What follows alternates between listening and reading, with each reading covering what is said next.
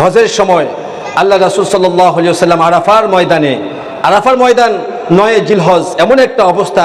আলহামদুলিল্লাহ, এলাকার অনেক মানুষ হজে গিয়েছেন, আপনারা দেখেছেন। চোখের পানি আর শরীরের ঘাম একাকার করে হাজী সাহেবরা কাঁদতে থাকেন।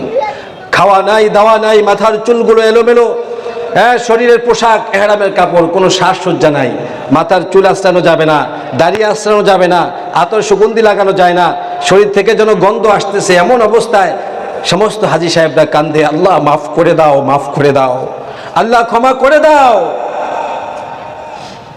আল্লাহ নবী, বিশ্ব নবী মুহাম্মাদুর রাসূলুল্লাহ সাল্লাল্লাহু আলাইহি ওয়াসাল্লাম আরাফার ময়দানে অবস্থান করতেছেন সাহাবা আজমাইন নবীর সাথে। রহমতে আরবি নবী, আমার আপনার নবী, বিশ্ব নবী মুহাম্মাদুর রাসূলুল্লাহ সাল্লাল্লাহু আলাইহি ওয়াসাল্লাম জাবালে রহমত আরাফার ময়দানে একটি পাহাড়ের নাম। সেই পাহাড়ের দিকে নবী আমার তাকিয়ে তাকিয়ে মুস্কি মুস্কি হাসেন। আল্লাহু আকবার। নবী আমার মুস্কি মুস্কি হাসে। সাহাবা আজমাইন লক্ষ্য করতেছেন নবী আমার হাসতেছে। সাহাবা আজমাইন ডেকে বললেন, ইয়া রাসূলুল্লাহ, ওগো নবীজি, আপনার হাসার কারণ কি একটু খুলে বলেন। আল্লাহ রাসূল বলেন, ও সাহাবীরা, আমি যা দেখি তোমরা তো তা দেখো না।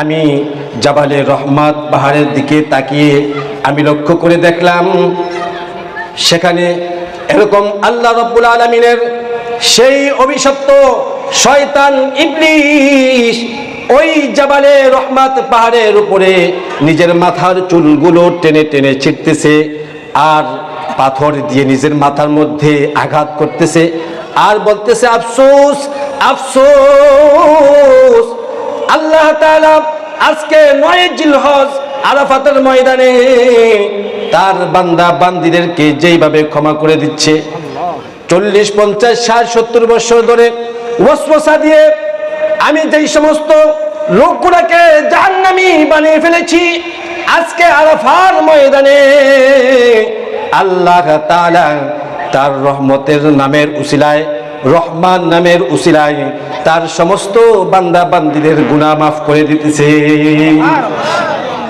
সেজন্য হাদিস শরীফের মধ্যে আসছে, আল্লাহ রাসূল সাল্লাল্লাহু আলাইহি ওয়াসাল্লাম বলেন, যে ব্যক্তি হজ করলো শুধুমাত্র আল্লাহকে খুশি করার জন্য হজ করলো, কারণ হজটাও হতে হবে কার জন্য? জোরে বলেন, কার জন্য? আমার নামাজ কার জন্য? রোজা কার জন্য? হজ কার জন্য? লাভ হবে কার? অনেকে বলে আল্লাহ। আল্লাহর কি কোনো লাভ আছে? লস আছে? লাভ হবে কার? আমার নামাজ রোজা, ইন্না সলাতি ওয়া নুসুকি ওয়া মাহইয়ায়া ওয়া মামাতি লিল্লাহি রাব্বিল আলামিন। আমার নামাজ, রোজা, হজ, যাকাত, তামাম ইবাদত সব কিছুর মালিক কেবলমাত্র আল্লাহ। কথা বলেন ঠিক কিনা? আল্লাহ নবী রহমতে আরবি নবী বলেন, যে ব্যক্তি হজ করলো, হজে গিয়া কারোর সাথে ঝগড়াঝাটি করলো না, মারামারি করলো না, কাউকে গালি দিল না, চকুলখুরি গীবত শিকায়ত করলো না, আল্লাহর রাসূল বলেন ওই লোকটার হজ আমি আল্লাহ তাআলা এমনভাবে কবুল করব, এমনভাবে কবুল করে থাকি, এই লোকটা যেমন সদ্য ভূমিষ্ঠ একটি বাচ্চা মায়ের কোলে যেরকম নিষ্পাপ, আল্লাহ তাআলা ওই হাজী সাহেবকে এরকম নিষ্পাপ করে দেয়।